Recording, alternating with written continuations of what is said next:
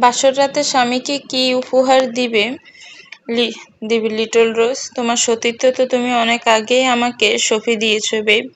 নিজের রুমে বধূ সাজে বসে বরযাত্রী আসার অপেক্ষা করছে প্রিয়তা। এই বুঝি তার নিচে ডাক পড়লো। আচমকা অনাকাঙ্ক্ষিত আওয়াজে বুকের ভেতরটা যেন দশার করে ওঠে তার। ভয়ে ভয়ে পিছনে ফিরে তাকায় সে। আপনি এখানে? ভাবলাম আজ তোমার বিয়ে, তাই গিফট দিয়ে যাই। But did not you give the answer little rose? বাসর রাতে স্বামীকে কি উপহার দেবে? আপনি এখান থেকে চলে যান আদ্রিয়ান। আদ্রিয়ান? হা হা হা। বিছানাতে চরম মুহূর্তে তো আদ্র বেবি বলে ডাকতে বে। প্লিজ চুপ করুন আপনি। কেন এসেছেন এখানে? আজ আমার বিয়ে। প্রিয়তাল সোয়াল সজোরে খামছে ধরে আদ্রিয়া। তোমার জীবনের সব অধ্যায়ের সব পাতায় খালি একটা নামই লেখা থাকবে, সেটা হলো আদ্রিয়ান। আদ্রিয়ান চৌধুরী। আমায় ছাড়ুন, আপনি একজন খুনি। ছাড়ার জন্য তো আদ্রিয়ান কাউকে ধরে না বেব, নিজে থেকে আমার কাছে ধরা দিয়েছো তুমি। আমাকে তোমার নেশায় মুগ্ধ করেছো, তাই ছাড় তো তুমি আমার মৃত্যুর পরও পাবে না লিটল রোজ।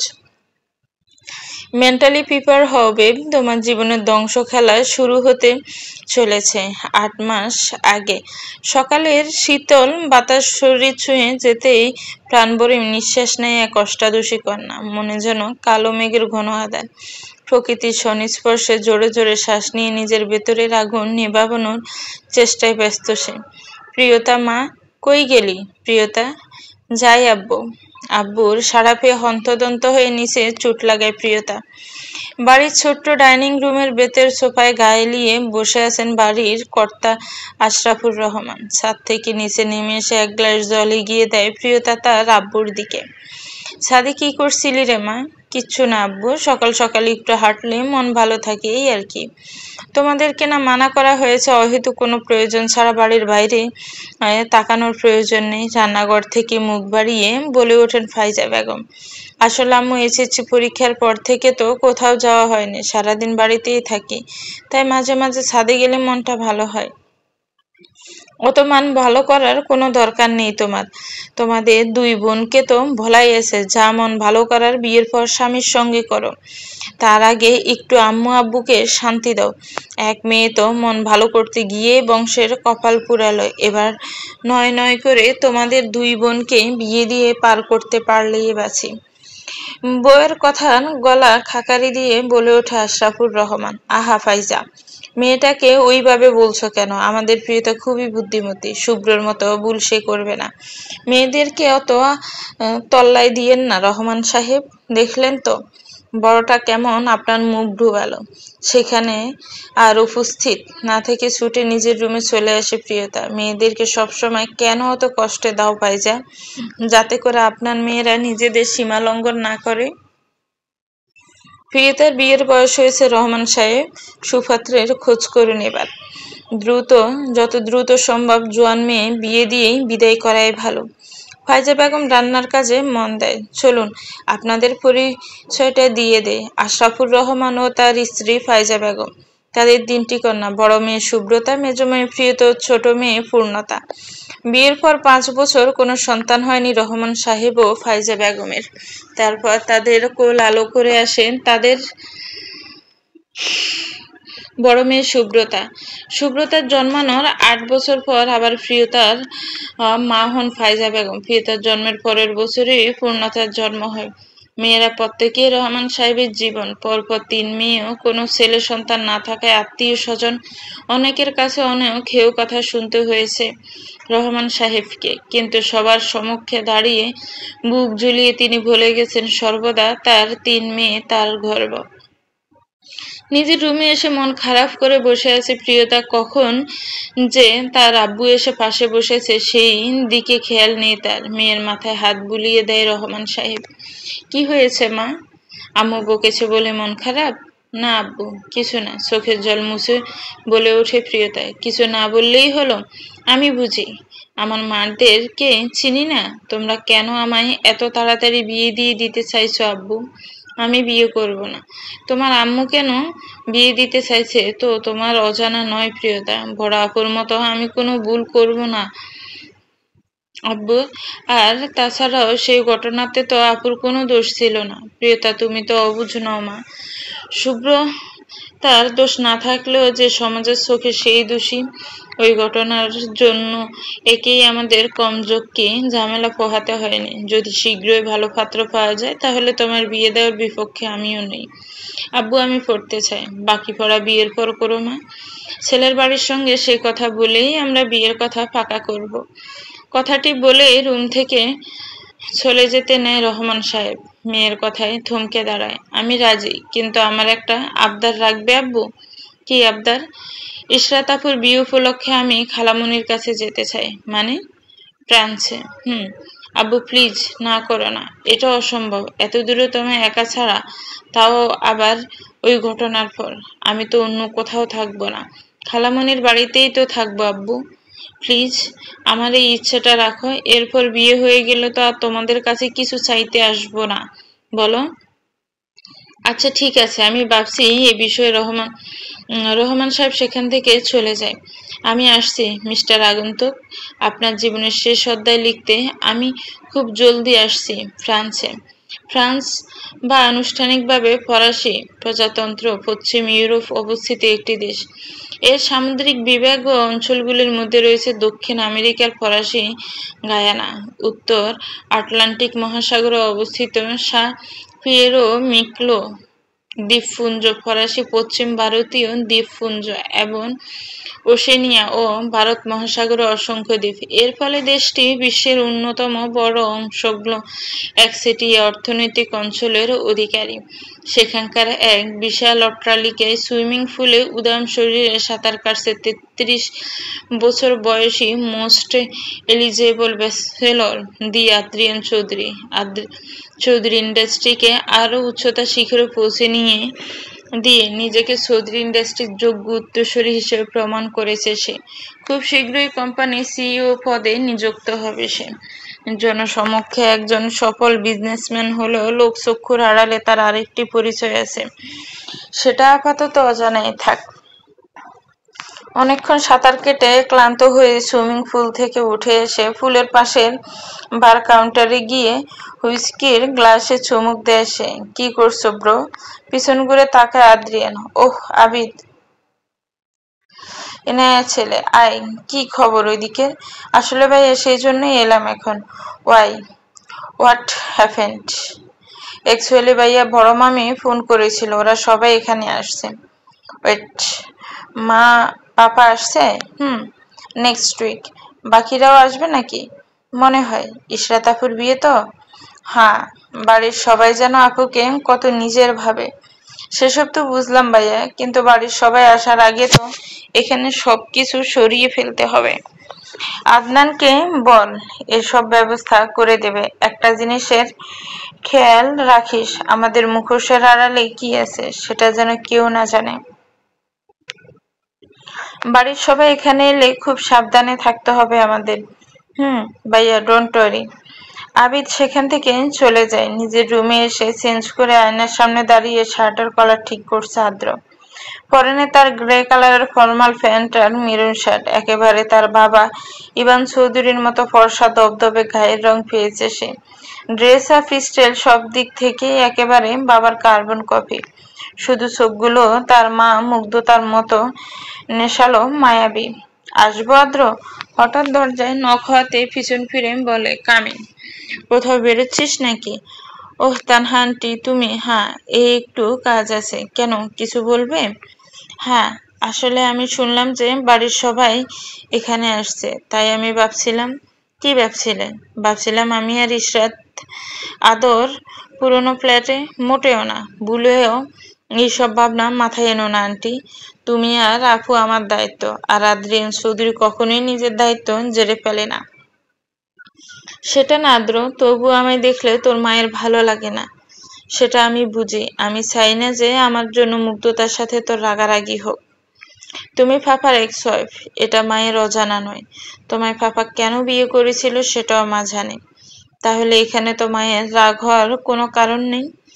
তোকে বাপু বোঝানোর সাধ্য আমার নয়। লিসেন আন্টি, পাপার আপুর উপর একটা দায়িত্ব ছিল। যেটা কখনোই পাপা পালন করেনি মায়ের জন্য। আপুও পাপা বলে ডাকে তাকে, কিন্তু পাপা কখনো বাবার স্নেহ আপুকে দেয়নি। সেখানেই আপু কিন্তু আমাদের ভাই বোনকে নিজের থেকেও বেশি ভালোবাসে। তুই আবার শুরু করলি? নিজের মায়ের প্রতি তোর এত রাগ কেন বলতো? এটা কিন্তু খুব খারাপ আদ্র। বাদ দাও আন্টি। আর কিছু কি তোমার বলার আছে? না, বিয়ের তো আর মাত্র 1 মাস বাকি। আয়না, আহানা, আফরা, আফি এলে বাজার শুরু করে দেব। ঠিক আছে, আসুক ওরা। আমি শপিং নিয়ে যাব তখন তোমাদের। আসছি আমি আন্টি। সাবধানে যাস বাবা। আদ্রিয়ান কাজে বেরিয়ে যাওয়ার পর কিচেনে যায় তানহা রাতের রান্না কত দূর এগোতে দেখতে। হঠাৎ তার ফোনে অনাকাঙ্ক্ষিত একটা কল আসে। Ring ring ring. Hello, hello Tanha আপা বলছেন? বলছি, কে আপনি? আপা, আমি আপনার বোন ফাইজার স্বামী আশরাফুর রহমান বলছি। ও আচ্ছা আচ্ছা, হ্যাঁ ভাইজান বলুন। আসলে আপনার নম্বরটা আমাদের করা ছিল না। ও ঠিক আছে আপা। বলছি আপা, শুনলাম আমাদের ইশরাতের বিয়ে সামনে। হ্যাঁ ভাইজান, এই তো সামনের মাসে। খুব ভালো, খুব ভালো। তা বলছি আপা, আপনার বুঝি প্রিয়তার বড় ইচ্ছে সে তার ইশরাত আপুর বিয়েটা ওখানে যাবে? সত্যি বলছেন ভাইজান? প্রিয়তা আসবে এখানে? আপনাকে কোনো চিন্তা করতে হবে না, আমি ওর টিকিট কেটে দেব। সব দায়িত্ব আমার। আমার যে কি আনন্দ হচ্ছে! কি বলি বলি ভাইজান, ফাইজা আসবে না? না আসলে। রহমান সাহেবের কথার মাঝে ফাইজা বেগম ফাঁস থেকে বলে ওঠেন, ওকে বলুন আমার কোনো শখ নেই বিদেশ পাড়ি দেওয়ার। আমার মেয়েটা যাচ্ছে, ওকে দেখে রাখলেই আমার হলো। আপনার মেয়েরও যে কি হুটহাট মাথায় শখ চাপে আল্লাহই জানে। খালামণি ইশরাত আপা বলতে পাগল একেবারে। হাঁ, উঠে চলে যাই ফাইজা বেগম। বলছি আপা, আপনার কোনো চিন্তা নেই ভাইজান। আপনি নিশ্চিন্তে মনে মেয়েকে পাঠান। আমি নিজের থেকেও বেশি যত্নে রাখবো ওকে। জানি আপা, আপনার বোনের কথায় কিছু মনে করবেন না। জানেনই তো সুব্রতা সেই ঘটনার পর। কি যে বলেন ভাইজান, আমি আমার বোন ফাইজাকে চিনি না। আর ওইসব মুখের কথা। বোনের আমার খুব মন ভালো, আমি জানি। আচ্ছা আপা, তাহলে আমি রাখি। হ্যাঁ ভাইজান, আমি টিকিট কেটে আপনাকে বলছি। 1 সপ্তাহ পর আজ সকালের ফ্লাইটে ফ্রান্সের মাটিতে পা রাখে প্রিয়তা। দুচোখ ভরে যেন সে দেখতে থাকে তার স্বপ্নের শহরকে। বঞ্জুর মিস্টার আগন্তুক, আই অ্যাম হেয়ার ফাইনালি। এবার আপনার উল্টি গিনতি চালু। প্রিপেয়ার হন ধ্বংস হওয়ার জন্য। নিজের ভাবনা থেকে বেরিয়ে আসতে মনে পড়ে যে তাকে তার লাগেজ নিতে হবে। ছুট লাগায় প্রিয়তা সেই দিকে গিয়ে যা দেখে তাতে তার হাত কপালে চলে যায়। তার লাগেজ অন্য একজনের সাথে পাল্টে গেছে। এদিকে ওদিকে তাকিয়ে ছুটে থাকে সেই ব্যক্তিটি যে তার লাগেজ নিয়েছে। অনেকক্ষণ যাবৎ খুঁজে একজনকে তার চোখে পড়ে, যার কাছে সেম লাগেজ আছে। ছুট লাগে সেদিকে, কিন্তু বিপত্তি ঘটে তার শেষ মুহূর্তে। ছুটতে গিয়ে পায়ে ওড়না পেঁচিয়ে পড়ে যেতে নেয় সে, কিন্তু অদ্ভুতভাবে বাধা পড়ে কারো বাহু ডোরায়। কিন্তু সেই ব্যক্তির উপর আছড়ে পড়ার দরুন অপ্রত্যাশিতভাবে দুজনের অদরে একে অপরকে স্পর্শ করে। কিছুক্ষণের জন্য যেন দুজনেরই সময় থেমে যায় সেখানে। সত্যি ভাইয়া, তুমি একটা মেয়েকে কিস করেছো? অবাকের সপ্তম আকাশে পৌঁছে হতবিহ্বল চোখে তাকিয়ে থাকে আবিদ। নিজের রুমের সোফায় বসে ল্যাপটপে কাজ করছিল আদ্রিয়ান। আবিদের কথা শুনে ব্রু কুচকে তাকায়। ওটাকে কিস বলে না, ইট ওয়াজ জাস্ট অ্যান অ্যাক্সিডেন্ট। ওহ, সে তুমি যাই বলো ভাইয়া, একটা নারী তোমায় স্পর্শ করেছে, তাও আবার যেখানে সেখানে নয়, সোজা ঠোঁটে। তোমার তো ফোন ভেঙে গেল গো। হোয়াট? কিসের ফোন? আরে বাবা, তুমি তো নিজেকে ফোন করেছিলে। কাজ ছাড়া অন্য কোনো নেশার জিনিস কখনো তোমায় টাচ অব্দি করবে না, কিন্তু সেই অন্য কেউ টাচ করেই ফেললো। তা বলে কি নেশা হলো তোর? আবিদের কথা শুনে ল্যাপটপ রেখে সোফাতে ঘাড়িয়ে রিল্যাক্স হয়ে বসে আদ্রিয়ান। চোখ বুজে ফাড়ি জমায়। কয়েক ঘন্টা আগে এয়ারপোর্টে ঠাস ঠাস লজ্জায় গালে না লাগে না আপনার উপরে উড়ে এসে একটা মেয়েকে চুমু খেতে। Excuse me, what did you say? অবাক হয়ে বলে আদ্রিয়ান। ও বাংলা বোঝেন না বুঝি? দেখে তো মনে হলো বাঙালি। এই মিস, কি বলে যাচ্ছেন কি? হ্যাঁ, do you have any idea who I am? শুনুন, আপনি যেই হন না কেন, আমার কি মরণ নাই? আমি আপনি কে জানতেই হবে, বা যাব কেন? মেয়ে দেখলে চুকচুকানি স্বভাব না? হোয়াট, তুমি ছুটে এসে আমার উপর পড়েছো? মিস মাথামোটা, আমি তোমার উপর পড়তে যাইনি। আপনি আমাকে ধরতেও তো পারতেন। দেখে তো মনে হচ্ছে যে ভালোই জিম টিম করেন। বুড়ি তো মাশাল্লাহ। তা আমার মতো একটা 68 কেজি এর বস্তা তো আপনার ভারী লাগার কথা নয়। তাহলে ধরলেন না কেন? তুমি বড্ড বেশি কথা বলো মেয়ে। এই শুনুন, একেবারে আমার কথা বলা নিয়ে কিছু বলবেন না। যাদের মনে মনে পাপ থাকে না, তারা মন খুলে কথা বলে, বুঝলেন? দেখো মেয়ে, আব্বু আমার একটা ভালো নাম রেখেছে, প্রিয়তা। এই মেয়ে আমার নাম না। শেষ। মেয়ে বলে ছেড়ে দিলাম, নইলে আদ্রিয়ান চৌধুরীকে চড় মারলো তার অবস্থা কি হতে পারে সেই বিষয়েও কোনো ধারণাই নেই তোমার। নাও লিভ। বিরক্তি ভঙ্গিতে কপাল কুঁচকে বলে উঠে আদ্রিয়ান সেখান থেকে চলে যায়। প্রিয়তাও নিজের লাগেজ খুঁজে সেটা নিয়ে বেরিয়ে আসে এয়ারপোর্ট থেকে। কার ভাবনায় হারালে ভাইয়া? হার ডাকে অতীত থেকে বেরিয়ে আসে আদ্রিয়ান। ও তুই কিছু বলবি? চোখ বন্ধ করে বসে আছো তাই ভাবলাম হয়তো কারো কথা ভাবছো। না, তেমন কিছু না। আরে কি কিছু না? জানো, আহানা আজ ভাইয়া একটা মেয়েকে কিস করেছে। আবিদ বলে ওঠে। আবিদ, বেশি বাড়াবাড়ি হচ্ছে কিন্তু এবার। এক সেকেন্ড ভাইয়া, আবিদ কি সত্যি বলছে? দেখ বনু, আরে খাড়াও কইতেছি, বেহাইয়া মাইয়া ভিতরে যাইতেছো কেন? খাড়াও কইতেছি। নিচ থেকে বুয়া চিৎকার করছে। ভাইয়া, এটা বুয়া চিৎকার করছে না? মনে তো হচ্ছে। আমার মনে হয় আবিদ ভাই, আমাদের একবার নিচে গিয়ে দেখা উচিত। হানা ঠিকই বলছো, চলো ভাইয়া। নিচে হল রুমে। আরে বাপ রে বাপ, এডি কোথাকার মাইয়া রে বাপ, ছুটাইয়া মারতেছে গো। ও স্যার, ও ম্যাডাম, কে কোথা থেকে আসেন? তাড়াতাড়ি আহেন, দেখা যান কোথাকার কোন মাইয়া আমাগো বাংলোয় ঢুকে পড়ছে। আরে দূর বুয়া, আমি ঢুকে পড়বো কেন? আমি এবারের গেস্ট। কোথায় আমাকে ক্ষতির যত্ন করবেন তা না করে আমি ইনসাল্ট করছেন আপনি। দাঁড়ান, খালামণি আসুক, তারপর আপনার কমপ্লেন করছি। ওদের চিৎকারে বাড়ির সবাই হল তুমি এসে জড়ো হয়। কি হয়েছে কি নাজমা, এত চিৎকার করছিস কেন? তানহা এগিয়ে এসে বলে, ম্যাডাম, এই মাইয়া ভালা নেই কয়া নেই ভিতরে ঢুকে পড়ছে। জোর কইরা দেখেন। কে আপা? প্রিয়তা। খালামণি। তানহা প্রিয়তাকে জড়িয়ে ধরে, কেমন আছিস মা? খুব ভালো আছি, তুমি কেমন আছো? ইশরাত আপু কোথায়? আমিও ভালো আছি। ইশরাত কাজে বাইরে গেছে, এই তো এলো বলে। তুমি এই মেয়েকে চেনো আন্টি? আদ্রিয়ানের কথায় তার দিকে চোখ যায় সবার। আরে আপনি এখানে? মিস্টার বাজে লোক, আমাকে ফলো করতে করতে এয়ারপোর্ট থেকে চলে এসেছেন বুঝি? তোরা একে অপরকে চিনিস?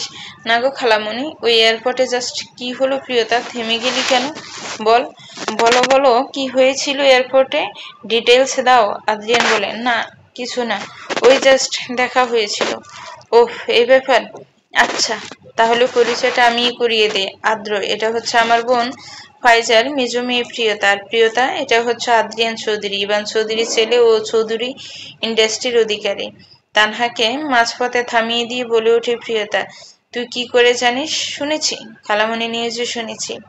ওহ, সে যাই হোক, তুই যা রেস্টে। না, পরে গল্প হবে। নাজমা, তুমি নিয়ে যাও ওকে। আচ্ছা ম্যাডাম। ম্যাডাম, বাবা তানহা আপু, তুমি তো দেখছি ভালোই অধিকার জমিয়েছ, সবার কাছে নিজেকে ম্যাডাম বলে পরিচয় দিচ্ছ। কাউকে কিছু বলার প্রয়োজনও মনে করো না নাকি যে এই বাংলার সবকিছুর মালকিন আমার আপাই, তুমি নয়? সবাইকে অবাক করে দিয়ে বলে ওঠে মেহেক। আহ মেহু, কি হচ্ছে কি? ভাত দে না। মুগ্ধ বলে, কেন ভাত দেবো আপাই? এসে থেকে তো দেখছি এখানকার সবকিছুই তানহা আপু দখলে। সবাই তাকেই মালকিন ভেবে নিয়েছে, আর আমরা যেন গেস্ট। কি যে বলো মেহেক, আমাকে মালিক কেন ভাববে? সবাই জানে যে সবকিছু ইভানের, আর মুগ্ধতা যে ইভানের স্ত্রী সেটা তো আর কাউকে বলে দিতে হবে না। হেয়ালি তো না হয় না, নাইবা করলে। তানহা আপা, তুমি মনে হয় অনেক টারট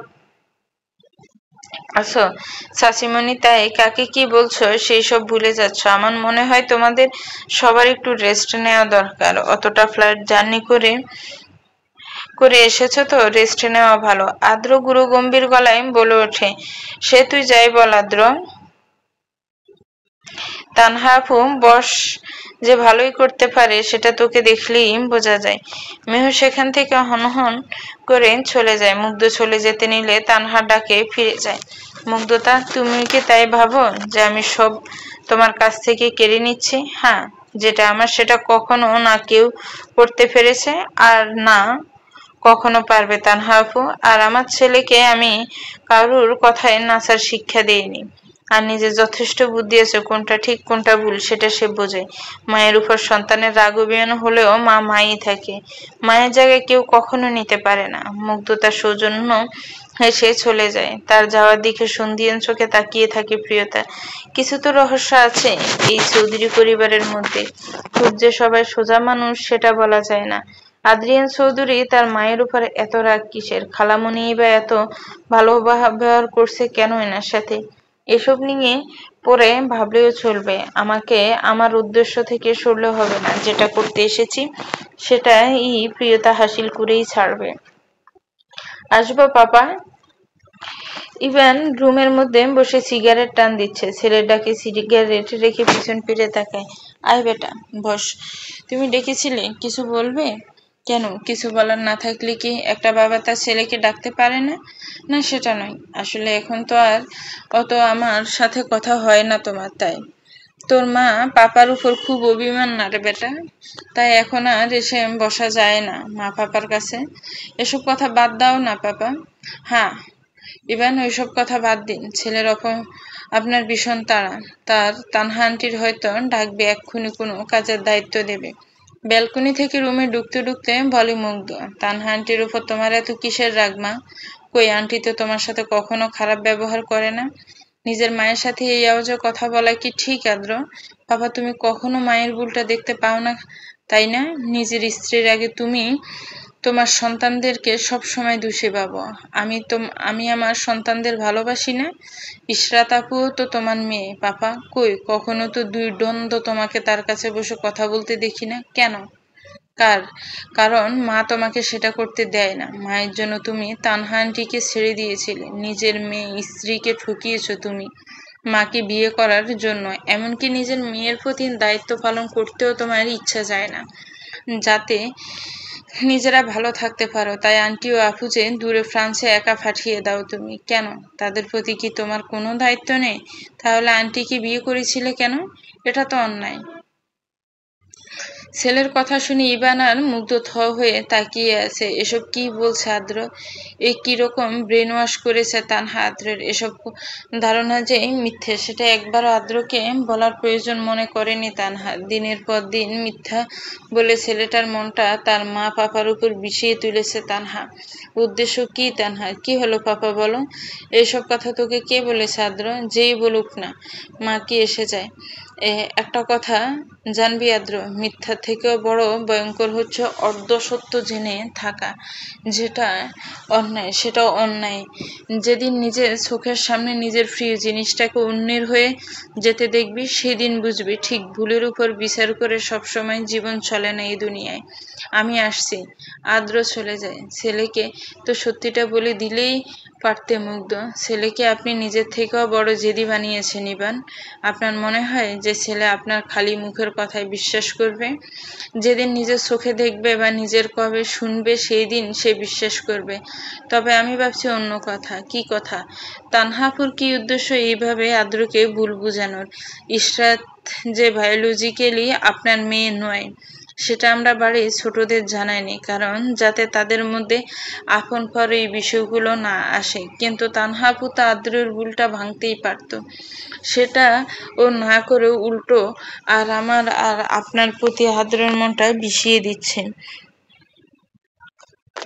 এই পিছনে কি কারণ জানি না আমি। তবে তুমি যদি বলো আমি একবার তানহার সাথে কথা বলতে চাই এই ব্যাপারে, বলে দেখতে পারো, কিন্তু আমার মনে হয় না কোনো লাভ হবে।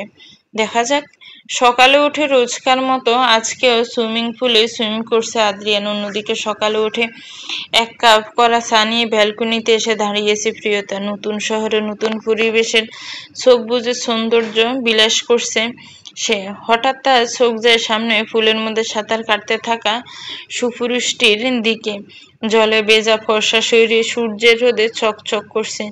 এই লোকটা এত আকর্ষণীয় কেন? সেও যেন চোখ ফেরানো পারছে না প্রিয়তা।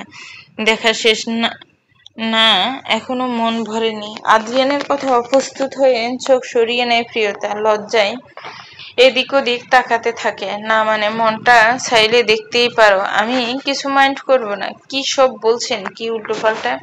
কে আপনাকে দেখেছে? কে? ও সিরিয়াসলি?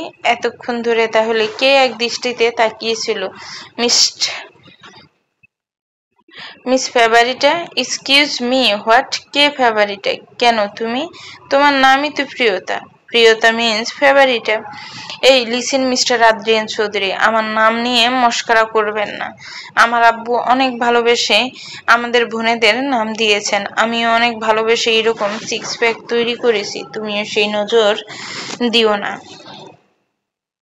প্রিয়তা আদ্রিয়ানের কথা শুনে কাপ রেখে হনহন করে নেমে আসে নিচে। সুইমিং পুলের পাশে গিয়ে উপস্থিত হয়ে এতক্ষণে আদ্রিয়ানও পুল থেকে উঠে এসেছে। প্রিয়তা গিয়ে আঙ্গুল উঁচিয়ে জিজ্ঞেস করে, কি বললেন আপনি তখন? আমি আপনার শরীরের দিকে নজর দিচ্ছি। আর আপনি? আপনি বুঝি লুকিয়ে লুকিয়ে আমায় দেখছিলেন না? মানে? প্রিয়তা দুই কদম এগিয়ে যায় আদ্রিয়ানের দিকে। আদ্রের গলায় ঝুলালো তোয়ালেটা ধরে নিজের কাছে টেনে নিয়ে আসে সে আদ্রকে। প্রিয়তার উষ্ণ নিঃশ্বাস আদ্রিয়ানের মুখে আছড়ে পড়ছে। এর আগে কখনোই কোনো নারীর এতটা সংস্পর্শে আসেনি আদ্র। মুহূর্তে যেন তার হার্টবিট বাড়তে থাকে। তাকান আমার দিকে। কি হলো মিস্টার আদ্র? তাকান। আমাকে দেখে কি আপনার মনে হয় যে আমি আপনার দিকে তাকাবো? গ্রামে আমার জন্য হাজারো ছেলে পাগল, আর আমি আপনার দিকে তাকাবো কেন? কি আছে আপনার মধ্যে যা আমার দৃষ্টি আকর্ষণ করতে পারে? আদ্রিয়ানের চোখ যেন প্রিয়তার আখিদয়ে আবদ্ধ। কারো চোখও যে এত মায়াবী হয় সেটা তার জন্য ছিল না। ও যেন নিজের মধ্যে হারিয়ে গিয়েছে প্রিয়তার সৌন্দর্যের সাগরে। চোখ বুজে এক লম্বা শ্বাস নেয় সে। নিজের অস্থির মনকে শান্ত করে অতঃপর চোখ খুলে তাকায়, কিন্তু ততক্ষণে প্রিয়তা চলে গেছে। কোথায় গেল মেয়েটা? কি বলে গেল? আমার মধ্যে দেখার কিচ্ছুই নেই? ডেকেছিলে ভাইয়া? হ্যাঁ বিদায়, কালকের বিজনেসের রিপোর্টটা দিসনি ওটাতে? হ্যাঁ, আসলে ইশরাত আপুর বিয়ের আয়োজনে খেয়াল ছিল না, এক্ষুনি পাঠিয়ে দিচ্ছে, দাঁড়াও। 5 মিনিট পর পাঠিয়ে দিয়েছি ভাইয়া। অনেকক্ষণ ধরে আয়নার সামনে দাঁড়িয়ে নিজেকে দেখে যাচ্ছে আদ্র। কখনো শার্ট ঠিক করছে তো কখনো চুল। আবিদ বুঝতে পারছে না কি হয়েছে ভাইয়া। সচরাচর তো এমন আয়নার সামনে এসে দাঁড়িয়ে থাকে না। আর ইউ ওকে ভাইয়া? আমাকে তো তোর দেখতে কেমন লাগে? আহ I'm not I looking handsome? তুমি ঠিক আছে? এসব কি বলছো গো ভাইয়া? শুকনো ডুব গেল বলে আবিদ। আমাকে কি অ্যাট্রাকটিভ লাগে না? বেশি বয়স হয়ে তো যায়নি এখনো। কি বলিস? কে কি বলেছে তোমাকে বলো তো ভাইয়া? আমি কিছু বুঝতে পারছি না। বিয়ে করতে হবে, আর দেরি করা যাবে না। আদ্র রুম থেকে বেরিয়ে যায়। পিছন ফিরলে সে দেখতে পেত তার কথা শুনে কি চূড়ান্ত পর্যায়ে অবাক হয়ে একজন হতবিহ্বল চোখে তাকিয়ে রয়েছে। হ্যালো আব্বু, কি করছো? বসে আছি মা, তুই ঠিক আছিস তো? হ্যাঁ আব্বু, খুব ভালো আছি। আপুনের শরীর কেমন আছে? যেমন থাকে। আজ না ডাক্তার আসার কথা ছিল? এসেছিল রে মা, বলে যে ঠিক হওয়ার সম্ভাবনা কম। তুমি চিন্তা করো না আব্বু, আপনি ঠিক হয়ে যাবে। ওই দিকের সব কেমন? ভালো আব্বু, আমি আমার লক্ষ্যের থেকে খুব একটা দূরে নেই। দোয়া করো খুব তাড়াতাড়ি যেন আমার উদ্দেশ্য সফল হতে পারে। সাবধানে প্রিয়তমা, একটা কথা মনে রাখবি, তুই আগুন নিয়ে খেলতে গেছিস, সে আগুন যেন তোকে পুড়িয়ে ছারখার না করে ফেলে। চিন্তা নেই আব্বু, কেউ কিছু জানতে পারবে না। আমরা আমাদের উদ্দেশ্যে সফল হব। কোন উদ্দেশ্য রে প্রিয়তা? পেছন থেকে আগত একটা প্রশ্ন যেন মুহূর্তে সারা শরীরে প্রিয়তার হিম ধরে দেয়। তার প্ল্যানে সফল হওয়ার আগে সে ধরা পড়ে যাবে না তো? আজ সকাল সকাল আদ্র বাড়ির সব মহিলাদেরকে নিয়ে শপিং মার্কেটে এসেছি বিয়ের বাজার করাতে। কাজের চাপ একটু হালকা, তাই জোর করে তাকে নিয়ে আসতে বাধ্য করা হয়েছে। ভাইয়া দেখো এই শাড়িটা কেমন লাগছে আমাকে? তোদের মেয়েদের এইসব আমি কি বুঝি বলতো ভনু? আর 1 সেকেন্ড, তুই শাড়ি পরবি কেন? ছোট মেয়ে, শাড়ি পরলে কেমন বয়সে বড় বড় লাগে। তোকে শাড়ি পরতে হয় না, ছোট ছোটর মতো থাক। ভাইয়া প্লিজ, আমি আর ছোট নেই। আই এম 25 নাও। আনহা প্লিজ প্লিজ। না ভাইয়া। আচ্ছা ভাইয়া, এত করে যখন বলছে আনহা, পরুক না শাড়ি, ভালো লাগবে। আবিদ বলে ওঠে, তাহলে আমার আর কিছু বলার নেই, যেটা ভালো বুঝিস তোরা।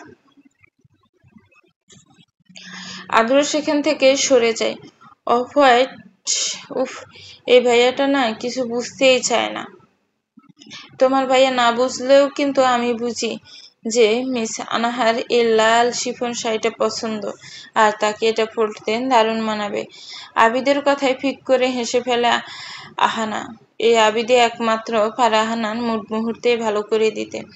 অনেকক্ষণ যাবৎ গায়ের উপর বিভিন্ন ধরনের সারারা স্যুট, থ্রি পিস ফেলে ফেলে দেখছি প্রিয়তা, কোনো কিছুই যেন তার মনে লাগছে না। অবশেষে ক্লান্ত হয়ে বসে পড়ে। হ্যালো আদনান, কি খবর ওই দিকের? মেয়েটা কি এখনো বেঁচে আছে? হ্যাঁ স্যার। কই মাসের প্রাণ? এত সহজে মরবে না।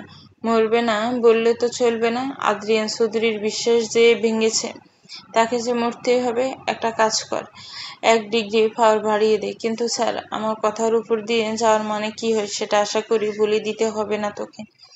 Okay sir. মেয়ে বলে সে স্পেশাল ফেসিলিটি পাবে না। আমার রাজত্বে 1 আইন, 1 সত্তা, একান্ত আমার, 1 নায়কতন্ত্র। ফোনে জরুরি কথা বলে রাখার পর প্রিয়তার দিকে চোখ যায় আদ্রের। তার অবস্থা বুঝতে পেরে এদিক ওদিক চোখ ঘুরিয়ে দেখতে থাকে সে। হঠাৎ তার চোখ গিয়ে আটকায় কালো রঙের একটা সিল্ক মসলিন শাড়ির উপর। বসে থেকে সময় নষ্ট করার জন্য তো আমি আমার কাজ ফেলে এখানে কাউকে নিয়ে আসিনি। সবাই কেনাকাটা করছে, তুমি এখানে মাথা নামিয়ে বসে আছো কেন? বসে থাকলে না থাকলে এলেই পারতে। সবসময় এত খ্যাচ খ্যাচ করবেন না তো মিস্টার খ্যাটাটে লোক। শখের বসে বসে নেই, একটাও কিছু পছন্দ হচ্ছে না। এত সুন্দর সুন্দর জিনিসের মধ্যে একটাও পছন্দ হচ্ছে না। কেন যে? ওই কালো শাড়িটা কেমন? কোনটা? একটাও ভালো লাগছে না। বাহ বাহ বাহ, এটা বেশ দারুণ তো। আমার তো চোখেই পড়েনি। চোখে পড়বে কি করে? নজর তো সারাদিন আমার উপরেই থাকে। প্রিয়তার কানের কাছে ফিসফিস করে বলে। আদ্রর কথার জবাব দিতে মুখ ঘুরাতেই দেখে আদ্র সেখান থেকে চলে গেছে। মিস্টার আগন্তুক, আই গট ইউ। রহস্যময় হাসি ফুটে ওঠে প্রিয়তার মুখে। এটা কিন্তু একেবারেই ঠিক করিনি আব্বু। আমি যে একটু নানাবাড়ি গেছি, আর সেই ফাঁকে তুমি আপিকে খালামণির কাছে পাঠিয়ে দিলে। আমাকেও তো পাঠাতে পারতে। বাবার হাত ধরে বলে ওঠে পূর্ণতা। এই মেয়ে, তোর পড়াশোনা নেই, সামনে এইচএসসি পরীক্ষা, সেটা কি ভুলে যাওয়া হয়েছে? আমি পড়ার সময় পড়া করি আম্মু। তর্ক করতে এলেই এই খুন্তির বাড়ি খাবি বলে দিলাম। একটা মেয়েও বাপু আমার ভালো হলো না। সব কয়টা হয়েছে এক একটা ডিঙ্গি। সারাদিন খালি উড়ে বেড়ানো, হই হুল্লো ছাড়া আর কিছুই বোঝে না। এরা ঘর কন্যার কোনো কাজ পারেন না, কিন্তু মুখটি ভালোই চালাতে পারেন। তুমি সব সময় এত রাগ দেখাও কেন আম্মু? ভালো করে তো দুটো কথা বলতে পারো। আর এই যে পড়াশোনার জন্য এত জোরাজুরি করছে, কি হবে এত পড়ে? সেই তো এসএসসি পরীক্ষার পর বিয়েই দিয়ে দিবে। আপনি এত ভালো পড়াশোনায় এত ভালো রেজাল্ট করেছে, তবুও তাকে অনার্সে ভর্তি না করিয়ে তোমরা বিয়ে দিয়ে দিয়েছ। আমাকেও হয়তো তাই করবে। তাহলে পড়ার জন্য এত জোর করো কেন সব সময়? পূর্ণ, কি অদ্ভুত নিয়ম বলো মা তোমাদের। একজনের পাপের ফল বাকিদের দিতে হবে কেন? আমি আর আপনি কি ভুল করেছি? যে ভুল করেছে সে তো দিব্যি শুয়ে আছে। ঠাস ঠাস। আম্মু, মুখে লাগাম টান পূর্ণ, নইলে তোর মুখ আমি ভেঙে দেব। ভাইজা, কি করছো কি? মেয়ের গায়ে কেউ হাত তোলে? আপনার মেয়েকে বোঝান রহমান সাহেব। ও যার বিষয়ে কথা বলছে সেই মানুষটা ওর আপন বড় বোন। আজ মেয়েটার আমার নেহাতি এই অবশ, নইলে মেয়ে আমার সারা জীবন বোনেদের কথা আগে ভেবে গেছে। আর রইল কথা বিয়ের। হ্যাঁ, ঠিকই ধরেছিস, তোর বিয়েও আমি তোর আপির বিয়ের পরেই দিয়ে দেব। পড়ার ইচ্ছে থাকলে বিয়ের পর পড়ে বিদ্বান হবে। মেয়েরা তোমার কাছে বোঝা আম্মু, বোঝা। পূর্ণতা কাঁদতে কাঁদতে ছুটে চলে যায় নিজের ঘরে। দেখলেন তো রহমান সাহেব, কি বলে গেল মেয়ে? খুব মুখ হয়েছে ছোটটার। মুখ তো মেয়ে তোমার কাছ থেকেই পেয়েছে। রহমান সাহেব মেয়েদেরকে ভালোবাসে বুঝিয়ে তো কিছু বলা যায়। সবসময় অত চিৎকার চেঁচামেচি কেন? আপনি বোঝেন না কেন? কেন এত শাসন করি মেয়েদের? বোঝেন না আপনি? বুঝি, কিন্তু এটাও তো আমাকে বুঝতে হবে যে মেয়েরাও বড় হয়েছে, তাদের গায়ে হাত তোলা এখন শোভা পায় না।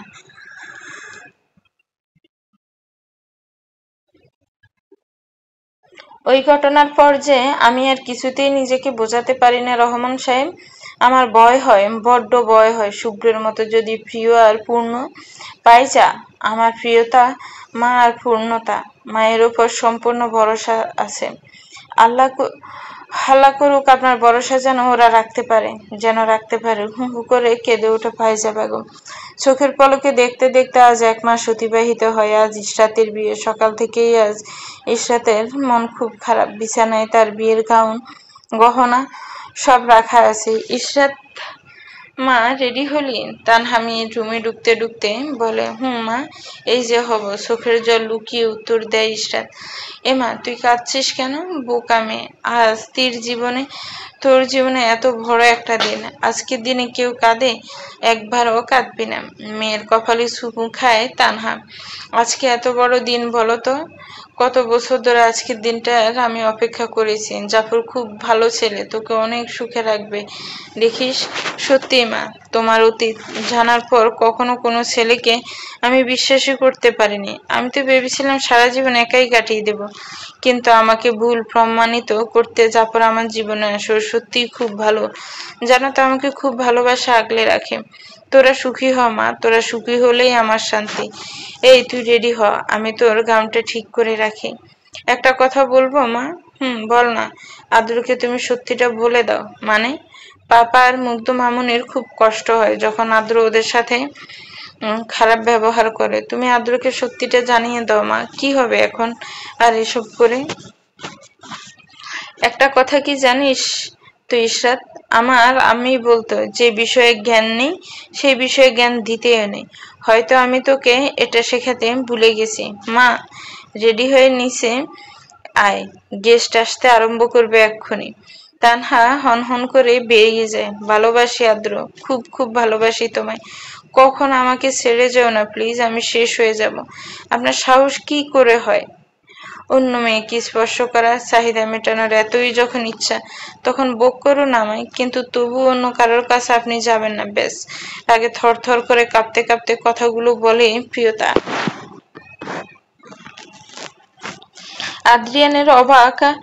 আদ্রিয়ানের অবাক লজ্জিত দৃষ্টি মুহূর্তে রক্ত লাল হয়ে ওঠে। ক্ষিপ্তভাবে সে প্রিয়তার ছোঁয়াল খামছে ধরে।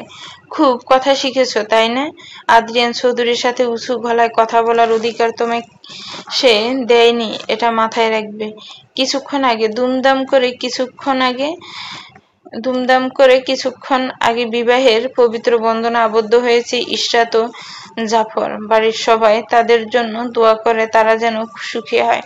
সত্যি আপু, তোমাকে জাফর ভাইকে একে অপরের সাথে খুব সুন্দর মানিয়েছে, ইশরাতের হাত ধরে বলে আনাহা। থ্যাংক ইউ রে। এবার আল্লাহ করুক আমার ছোট বোনটার জীবনে এমন মানানসই কেউ আসুক তাড়াতাড়ি। তাহলে আমরাও তাড়াতাড়ি দেশে যেতে পারবো। দেশে তো আমরা এমনিতেও যাচ্ছি ইশরাত। তার সাথে আহানার বিয়ের সঙ্গ নেই। ইশরাতের কথা শেষ হওয়ার আগে জাফর বলে ওঠে, মানে কি বলছো কি জাফর? এটাই বলছি যে সোনা, আমরা দেশে যাচ্ছি, কিন্তু আমার ক্যারিয়ার যাবতীয় সবকিছুতে এখানে। আর তুমিও তো আগে আমাকে বলনি কিছু এই বিষয়ে। আগে বলিনি, এখন বলছি। আমি এমনিতেও কিছুক্ষণ পর বলতামই, কিন্তু এটা ঠিক না। ইশরাত, হচ্ছেটা কি মা? সবাই দেখছে তো, স্বামীর সাথে এভাবে তর্ক কেউ করে? আর জাফর তো ভুল কিছু বলেনি, দেশে গেলে তো ভালোই হয়। কিন্তু মা। কোনো কিন্তু না ইশরাত, এই নিয়ে কথা পরে হবে। আপাতত চল ওইদিকে, সবাই এবার খেয়ে নিবি। চল চল আদ্র বাবা, সবাইকে একটু খাবারের ওইদিকে নিয়ে আয়। সবাই খাবারের দিকে যায়। হাই হ্যান্ডসাম, কেমন আছো? বাড়ির ছোটরা সবাই একটা টেবিলে খেতে বসেছে, আর বড়রা অন্যদিকে। আড্ডার আসর বেশ জমে উঠেছে। হঠাৎ এক রমণীর নেশাক্ত কণ্ঠে সবাই অবাক হয়ে সেদিকে তাকায়। এক বয়স 28-27-এর নারী, পরনে blue short, off shoulder dress, চোখে মুখে কামুনি আবা, যে কেউ দেখলে বলে দেবে যে এই মেয়ের এখানে আসার উদ্দেশ্য সুবিধার না। Any what are you doing here? কেন আদ্র, আমার আশাতে তুমি খুশি হওনি বুঝি? This isn't my answer, leave it. না Adro, call me mister Adrian. I don't allow everyone do call me Adro. আমি তোমার সাথে একটু পার্সোনালি কথা বলতে চাই। আদ্র এনিকে নিয়ে একটু ফুল সাইডে চায়। এনির এখানে আসার মতলব যে খুব একটা সুবিধার নয়, সেটা খুব ভালো করেই বুঝতে পারছে আদ্র। জ্বলন্ত সিগারেট টান দিতে গেলে হঠাৎ এক হাত জোড়া তাকে আলিঙ্গন করে। ভালোবাসি আদ্র, খুব ভালোবাসি তোমায়। কখনো আমাকে ছেড়ে যেও না প্লিজ, আমি শেষ হয়ে যাব। সেই হাতের অধিকারিণী কে? বুঝ পেতে সজোরে তার হাত ধরে টান মারে সামনে। হঠাৎ করে এমন ঘটনা ঘটায় তাল সামলাতে না পেরে জপাত করে সুইমিং পুলের মধ্যে গিয়ে পড়ে আনি। হোয়াট দ্য আদ্র, এটা কি করলে তুমি? এটা কি আমার জিজ্ঞেস করা উচিত নয় এনি? ওটা কি করছিলে তুমি? I love you so. আমার মনে হয় তোমার জলে কয়েকটা ডুব মারা উচিত, তাতে যদি তোমার মাথার বুটটা নামে। রিডিউকিউলাস। আদ্র হন হন করে হেঁটে চলে যায় সেখান থেকে। করিডোর দিয়ে যেতে গিয়ে হঠাৎ তার হাতে টান পড়ে। একটি হাত তাকে টেনে রুমের ভেতর টেনে নিয়ে দরজায় ঠেসে ধরে। কি করছিলেন আপনি ওই মেয়ের সাথে একান্তে? কি হলো বলুন, উত্তর দিন। আদ্র হতভম্ব হয়ে তাকিয়ে থাকে প্রিয়তার দিকে।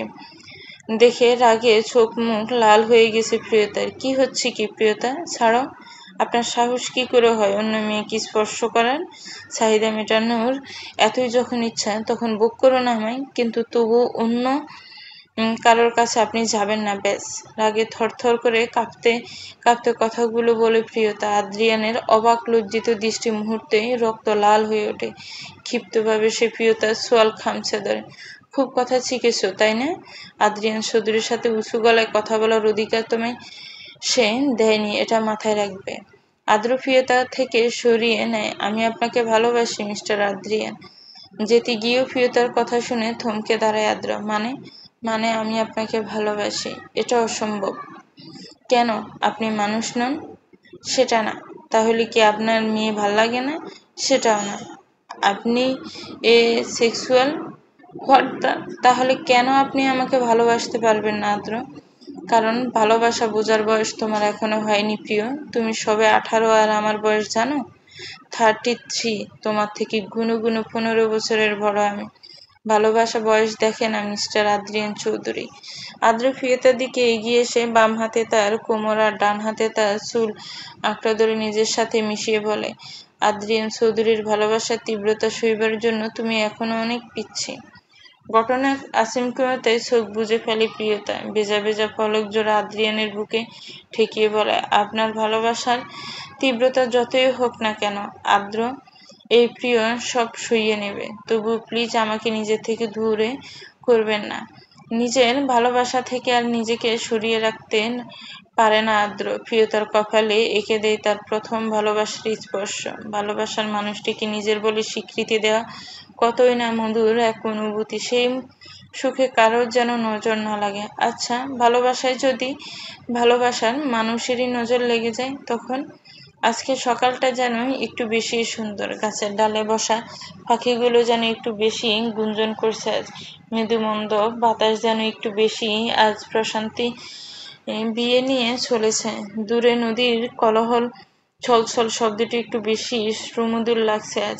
এত সুন্দর সকালের সৌন্দর্য আরো বৃদ্ধি পায় যখন চোখ খুলে মাথার বালিশের পাশে একগুচ্ছ লাল গোলাপের দেখা মেলে প্রিয়তার। প্রাণ ভরে ফুলগুলির ঘ্রাণ এসে মুখে ফুটে ওঠে তার এক সিলতি মিষ্টি হাসি। মনে নেমেছে মনময়ূরীর কি খেয়াল, নাম না জানা ফুল ফোটানোর এই বেলায়। মন মেতেছে মনময়ূরীর কি খেলায়, নাম না জানা ফুল ফোটানোর এই বেলায়। কি জানি কার স্বপ্নে আমার অন্তরকে ডাকলো আবার, পড়বে ছলা চিহ্ন যে তার আমারই পাশে। কি জানি কার স্বপ্নে আমার অন্তরকে ডাকলো আমার পরনে ছলা চিহ্ন যে তার আমারই পাশে। রইবে না গাছে গাছে যে জন ভালোবাসে এমনি করেই আসে প্রাণের মেলায়। মন মেতেছে মনময়ূরীর কি খেলায়, নাম না জানা ফুল ফোটানোর এই বেলায়। আহারে ওই মেঘের বাহার, উদাও পাখি হ না আমার, আহারে ওই মেঘের বাহার, উদাও পাখি মন আমার, কে অজানা কে অজানা। আজ কিছুতে যায় না সেনা, হয়তো এমন ভোর হবে না সেদিন আকাশে, কে অজানা কে অচেনা। আজ কিছুতেই যায় না সেনা, হয়তো এমন ভোর হবে না সেদিন আকাশে। ফুল যদি না হাসে গন্ধ ভারী বাসে, ঝড় বয়ে আসে সবই ধুলায়। মন মেতেছে মনময়ূরীর কি খেলায়, নাম না জানা ফুল ফোটানো। রিং রিং, প্রিয়তার গান গাওয়াই ব্যাঘাত ঘটায় ফোনটি। হ্যালো আপি, আপি আপি, আজ আমি খুব খুব খুব খুশি। বাবারে বাবারে, থাম থাম, কি হলো হঠাৎ এত খুশির কারণ কি ম্যাডাম? আপি আপি, জানো কি হয়েছে? কি হয়েছে? You know Api, the rock star, ওই যে যার জন্য তোর মাথার তারটা কাটা। উফ আপি প্লিজ শোনো না কথাটা। আচ্ছা বাবা বল। জানো আমার ড্রিম ম্যান, আমার রক স্টার আসছে আমাদের শহরে। বাবা, তাহলে তো তোর বিশাল ব্যাপার রে।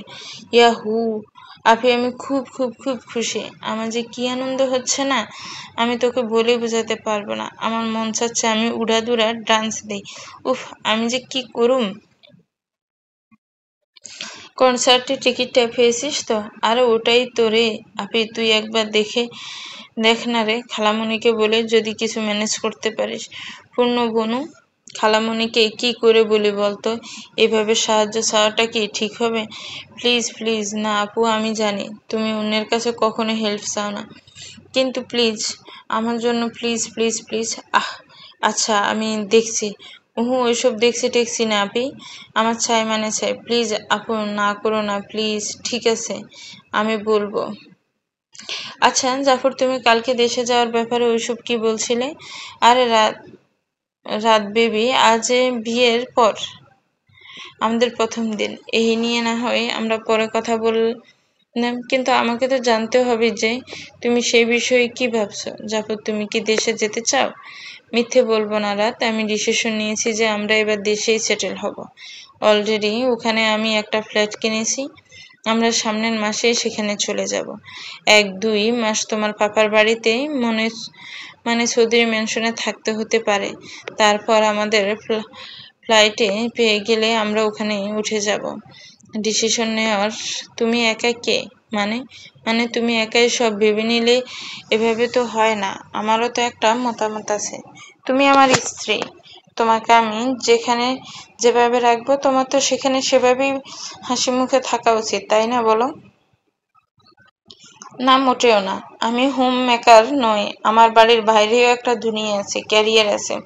ছোট থেকে এখানেই আমার সবকিছু। সব ছেড়ে আমি এখন দেশে যেতে পারবো না। ইশরাত, আমি যেটা বলেছি সেটাই হবে। আমরা সামনের মাসে দেশে যাচ্ছি, ব্যাস। কেন সামনের মাসেই বা তোমাকে দেশে যেতে হবে কেন? ফ্ল্যাটটা তো এখনই হাতে পাওনি, ফ্ল্যাট পাওয়ার পরেও তো একেবারে যাওয়া যায় না। সেটা হয় না, এখান থেকে ওখানে গিয়ে আমার অফিসের কিছু জরুরি কাজ আছে, আর ওখানে থাকার জায়গা তো আমাদের আছে। তাহলে অসুবিধে কি? আমি চৌধুরী ম্যানশনে থাকবো না কেন? ওটা তো তোমারও বাড়ি, ওখানে তো তোমারও অধিকার আছে না? নেই? আমি আমার অধিকার ছেড়ে দিয়েছি। সে ছেড়ে দিলেও মানবিকতার খাতিরে কি তোমার পাপা আর মুগ্ধ মামনি তোমাকে ওখানে থাকতে দেবে না কিছুদিন? আমি থাকতে যাবই বা কেন?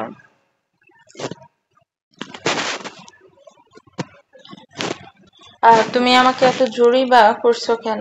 কারণ জাফরের দেশে যাওয়াটা প্রয়োজন। ওদের কথার মাঝে দরজা দিয়ে ঢুকতে ঢুকতে বলে তানহা, সরি তোমাদের কথার মাঝে কথা বলতে হচ্ছে, কিন্তু ইসরাত আমাকে এটা বলো, তুই দেশে যেতে চাইছিস না কেন? কারণ জাফর যখন বলছে সে দেশে সেটেল হবে, তখন স্ত্রী হিসেবে তোর স্বামীর সঙ্গে দেওয়া উচিত। ক্যারিয়ার তুমি তোমার দেশেও বানাতে পারবে, সেই যোগ্যতা তোমার আছে। আপনারা মা মেয়ে কথা বলুন। মা, আমি একটু আসছি। জাফর চলে যায়। তুমি কেন ওকে সাপোর্ট করছো মা? তুমি কি বুঝতে পারছো না যে দেশে গেলে কি হতে পারে? আমি সব বুঝতে পারছি, কিন্তু এটা আমি বুঝতে পারছি না যে তোর দেশে যেতে কি অসুবিধা। তুমি জানো মা কি অসুবিধা? জাফর চাইছে দেশে গিয়ে কয়েক মাস চৌধুরী ম্যানশনে থাকতে। হ্যাঁ তো এতে কি হয়েছে? কি হয়েছে মানে তুমি জানো না? আমরা ওখানে গেলে ওরা অপ্রস্তুতে পড়ে, সবাই হ্যাজিটেশন ফিল করে, আর মা জাফর না হয় জানে না, কিন্তু তুমি তো জানো যে আমাদের চৌধুরী ম্যানশনের উপর কোনো অধিকার নেই। তাহলে কেন তুমি জাফরকে সাপোর্ট করছো? কারণ যদি তুই বুঝতি তাহলে আমাকে এত ভাবতে হতো না। আমি ইভানের সাথে কথা বলবো, তোরা দেশে গিয়ে ওখানে থাকবি। মা প্লিজ, সবসময় অত পরদরদি তোর না হলেও চলবে ইশরাত। মা তোর খারাপ চায় না। তানহা চলে যায়। ধূসর রঙের ব্লেজার প্যান্ট আর ব্ল্যাক শার্ট আজ যেন একটু বেশি শোভা পাচ্ছে আদ্রুর পরনে। আয়নার সামনে দাঁড়িয়ে শার্টের কলারটা যখন সে ঠিক করতে ব্যস্ত, তখন একজোড়া হাত তাকে আলিঙ্গন করে সরিয়ে দেওয়ার জন্য হাত বাড়াতে সেই হাতের স্পর্শের হাত জয় মালিককে সেটা বুঝতে পেরে মুখে তার প্রশান্তির হাসি ফুটে ওঠে। কি ব্যাপার প্রিয়, আজ বিনা পারমিশনে আদ্রিয়ান চৌধুরীর রুমে? তুমি জানো এর শাস্তি কি হতে পারে? কি ব্যাপার, অন্য সময় হলে তো মুখে কথার ফোয়ারা ছোটে, আর আজ এত নিস্তব্ধতা কেন? কারণ আমার মন ভালো নেই। সকালে এত ভালো একটা সারপ্রাইজ দিলাম, কোথায় এসে বলবে ভাবলাম that you are very happy, আর তুমি কিনে এসে বলছো তোমার মন ভালো নেই। কই, সামনে এসো। আদ্র প্রিয়তাকে সামনে নিয়ে এসে খাটে বসায়, নিজে তার সামনে হাঁটু গেড়ে বসে বলে, কি হয়েছে? রকস্টার ARC আমাদের শহরে এই সপ্তাহে কনসার্ট করতে চলেছে। আমার বনুটা না ওই লোকটার অনেক বড় ফ্যান। হ্যাঁ তো এতে চিন্তার কি আছে? টিকিট? কি টিকিট লাগবে? বনু খালামুনির কাছে চাইতে বলেছে, কিন্তু আমার লজ্জা লাগছে ওইভাবে চাইতে। আপনি একটু ম্যানেজ করতে পারবেন?